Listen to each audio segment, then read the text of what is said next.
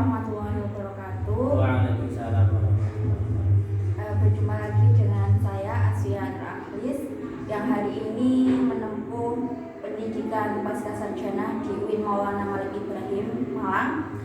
Yang hari ini saya akan melakukan podcast dengan tugas mata kuliah pengembangan media pembelajaran PAI, dan hari ini di samping saya adalah Pak Madio.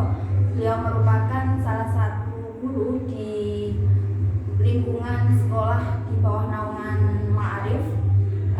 Beliau seorang guru di MTS Ma'arif Darul Ulum Dengkok. Gimana Pak kabarnya hari ini? Alhamdulillah sehat. Alhamdulillah. Sudah berapa lama Pak menjadi guru PAI? Guru PAI saya mulai dari tahun 2000 sampai sekarang. Masya Allah, berarti sudah sangat lama sekali, berarti Ya. sudah sangat senior. Sekarang itulah. Apakah di lembaga sekolah hari ini atau di yang Bapak ajar hari ini sudah menggunakan media pembelajaran PAI itu berbasis IT Pak? Alhamdulillah sudah. Alhamdulillah sudah. Nah, tema kita pada hari ini itu kan implementasi media pembelajaran PAI berbasis IT pada kurikulum Merdeka Belajar. Nah, apakah sudah semua guru ini memakai media pembelajaran berbasis IT atau hanya jenengan saja Pak? Alhamdulillah dari setiap guru itu sudah 80% yang menggunakan basis IT. Tidak hanya saya saja. Berarti sudah 80% ya. Ya. Kira-kira media IT apa saja Pak yang sudah pernah digunakan? Yang sering dipakai itu adalah monitor, LCD, kemudian TV seperti TV LCD seperti ini, itu. Kemudian ada juga yang audio berupa tip atau musik, biasanya dipakai oleh guru-guru.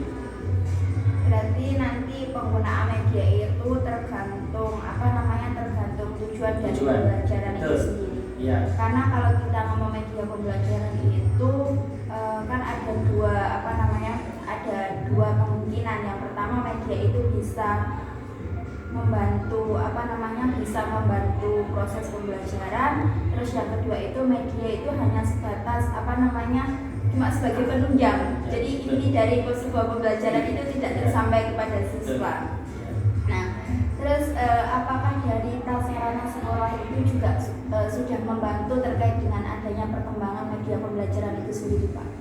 Alhamdulillah membantu, karena di lembaga kami itu masing-masing kelas sudah disiapkan media.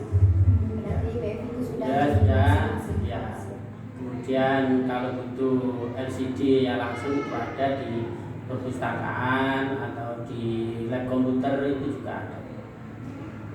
Apakah pembelajaran itu hanya hanya memakai media yang LCD, proyektor dan sebagainya? Apakah tidak seperti penggunaan media yang lain gitu Pak? Ya ada. Ya dulu ada yang pakai pasel juga ada. Pasel itu yang gimana Pak? Untuk merangkai misalnya dalam PAI itu ada mapel akidah akhlak, yaitu tentang penjabaran sifat wajib bagi Allah. Nah, itu bisa dipakai sebuah pasal untuk merangkai dari berbagai sifat-sifat Allah, itu bisa untuk media pembelajaran. Berarti memang kita sebagai guru PAI itu harus kreatif, harus benar-benar bisa menumbuhkan inovasi baru ya Pak, iya. Peserta didik. Karena biasanya peserta didik itu kalau melihat guru yang hanya menggunakan metode ceramah seperti itu saja kan bosen. Jadi apalagi nanti di materi SKI ya Pak ya. Betul. Kalau hanya diceramah saja itu kan akan itu. Nah, kira-kira yang menjadi kendala jenengan nih Pak sebelum penggunaan adanya media berbasis IT ini sendiri apa Pak? Ya, kita ketahui bahwa media sendiri tadi itu hanya sebagai alat penunjang. Ya. Namun demikian ada beberapa kendala, misalnya Jadi kita putar video buka pakai wifi-nya muter terus, nah itu kendala. Kadang kita harus menyiapkan hotspot sendiri. Kemudian dari waktu, kadang-kadang pemasangan LCD sendiri itu memakan waktu. Nah itu, jadi kita itu belum siap LCD langsung pasang langsung pakai. Kita harus masang dulu mulai dari awal. Itu kendalanya seperti itu. Tapi kendala yang lain insya Allah bisa teratasi. Kalau respon dari peserta didik terkait dengan adanya perubahan sudah menggunakan media berbasis IT sendiri bagaimana Pak? Ya, alhamdulillah selama ini kita pernah kasih angket ke anak-anak antara penggunaan media pembelajaran kemudian dengan yang tidak, anak-anak itu sepakat dan senang dengan menggunakan media pembelajaran. Jadi penangkapannya itu lebih mudah, pembelajarannya itu lebih santai, lebih efektif dan efisien. Harapannya seperti itu. Karena biasanya tuh guru PA itu kan cenderung yang sudah sepuh-sepuh ya Pak. Ya. Cenderung yang sudah sepuh-sepuh sehingga beliau-beliau itu ketika akan menggunakan media pembelajaran berbasis IT sendiri itu masih praktek gitu ya Pak ya. Tapi alhamdulillah teman-teman beliau ini sudah sudah bisa mengimbangi di era 5.0 ini, yang mana memang mengharuskan kita untuk melek akan IT itu sendiri, khususnya di guru-guru PAI. Ya terus terang kalau saya misalnya dalam pembelajaran, saya itu lebih seret dengan menggunakan media pembelajaran. Terutama kita pakai PowerPoint, kemudian kita masukkan ke gambar, masuk video, masuk hal-hal yang up to date sekarang. Anak itu lebih menarik. Iya, daripada langsung kita ceramah yang seperti dulu-dulu itu kayaknya sekarang lebih enjoy, anak-anak itu lebih menikmati dengan media pembelajaran. Iya, karena biasanya anak itu kan dengan berbagai karakter ya Pak. Ada yang memang mereka itu yang suka dengan audio visual, ada yang mereka suka dengan hanya melihat, ada yang suka dengan itu. Jadi memang dari berbagai karakteristik anak itu kita sebagai guru PA itu kan benar-benar harus mengimbangi dari masing-masing latar belakang anak tersebut. Nah, kira-kira dari proses penyiapan media pembelajaran itu sendiri gimana Pak? Apakah ada kendala atau bagaimana?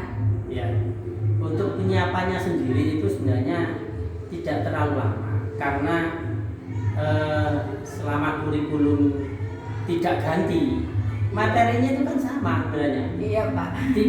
Tinggal hanya memberikan tambahan sedikit yang materi yang sudah pernah kita pakai sebelumnya kita bisa pakai lagi.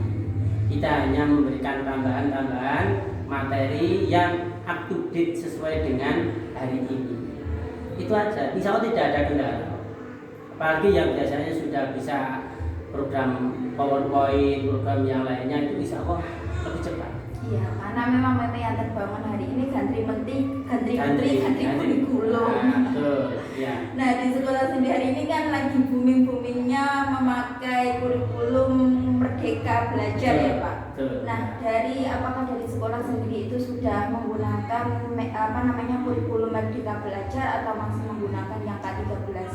Iya.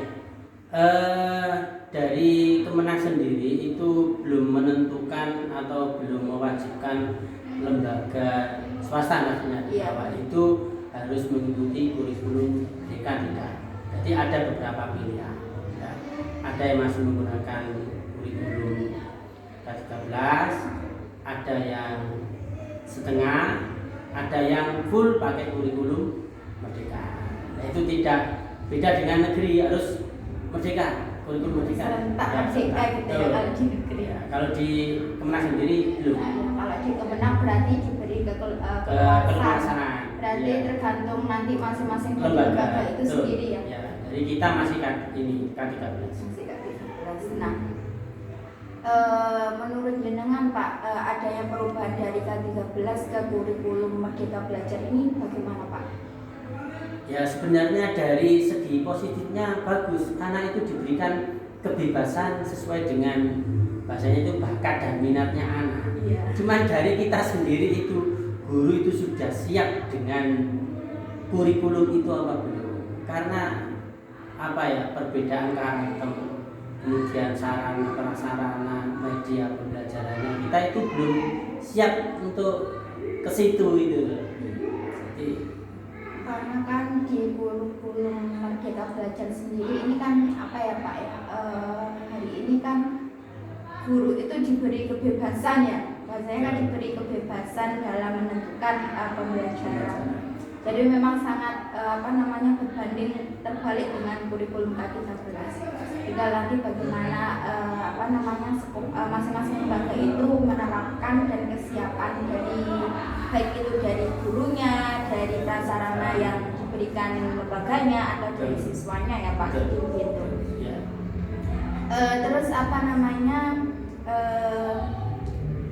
respon dari peserta didik itu sudah ini ya Pak, sudah kira-kira ada kendala apa di peserta didik terkait dengan prasarana yang sudah kita menggunakan, harus dituntut untuk menggunakan media pembelajaran PAI. Ya, kalau dari respon anak didik alhamdulillah sih tidak ada masalah, cuma tadi itu sarana prasarana kadang memakan waktu, jam pelajaran, kemudian jaringan internetnya kurang stabil dan sebagainya, itu kendala ya. Saya kira itu dari siswanya sendiri dan mereka aktif kok ketika tidak menggunakan media pembelajaran. Kira-kira dari sekolahan atau dari Kemenak sendiri memberikan pembekalan nggak Pak kepada guru-guru itu tentang pentingnya atau istilahnya pelatihan lah Pak, pelatihan bagaimana proses pembelajaran PAI itu berbasis IT. Ya sering dari Ma'arif juga ada, karena kita di bawah binaan Ma'arif, kemudian dari Kemenak juga ada. Jadi pembinaan tentang penggunaan media pembelajaran yang ada hubungannya dengan IT itu sudah sering. Tinggal gurunya mau meraktekkan apa tidak gitu. Iya, saya memang guru-guru yang sepuh itu walaupun sudah dibekali dengan hal-hal semacam itu masih mereka masih canggung untuk menggunakan. Nah itu nanti respon dari sekolah terkait dengan misal masih ada guru yang seperti itu nanti bagaimana Pak? Nah itu tugasnya kepala sekolah sebagai supervisi, supervisor nantinya itu bagaimana itu tugas kepala sekolah. Iya. Karena memang ya teman-teman di 5.0 ini kita sudah dituntut untuk penggunaan media pembelajaran berbasis IT. Nah, apalagi biasanya sekolah swasta itu jauh ketertinggalan di sekolah negeri biasanya. Itu yang sudah banyak terjadi di era hari ini. Hanya saja di Desa Brengkok ini, di MTS Ma'arif Darul Ulum Brengkok ini sendiri di media pembelajaran PAI itu sudah bisa menyeimbangi dari sekolah-sekolah negeri, walaupun belum 100% bisa menyeimbangi, tapi paling tidak di lembaga ini sudah sudah ada upaya untuk menyeimbangi, untuk mengikuti mereka yang menggunakan media pembelajaran PAI berbasis IT. Dan untuk ujian sendiri itu apakah masih memakai lembar jawaban tes tulis atau bagaimana Pak? Iya, di lembaga kita itu ada penilaian tengah semester, ada penilaian semester. Itu alhamdulillah sudah 3 tahun ini kita pakai CPD, pakai HP semuanya, alhamdulillah. Jadi kita belajar untuk tidak menggunakan kertas dan alhamdulillah bisa berjalan dengan lancar. Jadi sudah memakai CPT ya? Ya. Karena biasanya CPT itu hanya dipakai di sekolah-sekolah negeri saja ya Pak. Ya, alhamdulillah di lembaga Ma'arif ini sudah bisa menyaingi dan nanti semoga kedepannya bisa lebih baik lagi. Dan apa sih Pak harapan jenengan kepada kita, terutama saya yang nanti kedepannya dituntut untuk menjadi seorang calon pendidik, harapannya atau mungkin pesan atau arahan jenengan kepada calon-calon pendidik di masa depan? harapan kami sebagai guru-guru yang nantinya akan digantikan oleh guru yang baru dan tentunya lebih progresif, lebih wawasannya lebih luas tentang pembelajaran, tentang media, tentang apapun tentang pendidikan itu nantinya bisa memberikan hal yang terbaik untuk pendidikan, terutama di PAI. Apalagi saat ini termasuk tuntutan tentang pembentukan akhlak ya. Itu tuntutan tersendiri bagi guru-guru PAI. Walaupun itu tugasnya semua guru ya. Iya, betul, semua Pak. guru. Tapi yang jelas bahwa ada tuntutan tentang karakter anak itu perlu dibangun sejak dini. Nah, itu harapan dari kami sebagai guru-guru yang sudah bahasanya sudah tua lah, itu bisa nantinya akan tergantikan oleh guru-guru yang muda, wawasannya itu lebih luas, ya, itu insya Allah akan lebih baik. Karena apa ya, hari ini itu ketika kita ngomong terkait dengan karakteristik akhlak anak itu memang kita di 5.0 ini sudah sangat melejit akan adanya IT ini, sudah perkembangannya sudah sangat-sangat signifikan sekali ya. Nah ini kan yang menjadi faktor mungkin menurunnya degradasi moral daripada peserta didik ini sendiri, Pak. Dan ini memang menjadi PR kita bersama untuk nanti bagaimana anak ini tidak menjadi kecanduan gadget dan lain sebagainya. Karena biasanya itu hari ini kalau sudah anak sudah megang HP itu nggak mau diganggu, lupa segalanya. Jadi memang hal-hal itu yang harus kita harus kita terapkan dan harus kita lakukan di kemudian hari. Jadi pesan dari beliau adalah sebagai kita nantinya yang akan menjadi calon pendidik di masa depan, dengan harapan nanti kita bisa mengendalikan moral-moral dari peserta didik itu, dan tentunya nanti mengharapkan guru-guru PAI itu lebih inovatif bagaimana ke depan sehingga mampu mengembangkan media-media pembelajaran berbasis IT itu sendiri. Karena kita yang orang-orang yang lebih muda daripada beliau yang sudah senior, paling tidak nanti kita harus memberikan sebuah inovasi, gagasan baru untuk menumbuhkan pendidikan PAI itu sendiri ke arah yang lebih baik. Mungkin itu saja podcast dari saya dan Pak Madyo. Kurang dan lebihnya kami mohon maaf yang sebesar-besarnya. Akhirul kalam, wallahul muwaffiq ila aqwamit thoriq. Wassalamualaikum warahmatullahi wabarakatuh. Waalaikumsalam warahmatullahi wabarakatuh.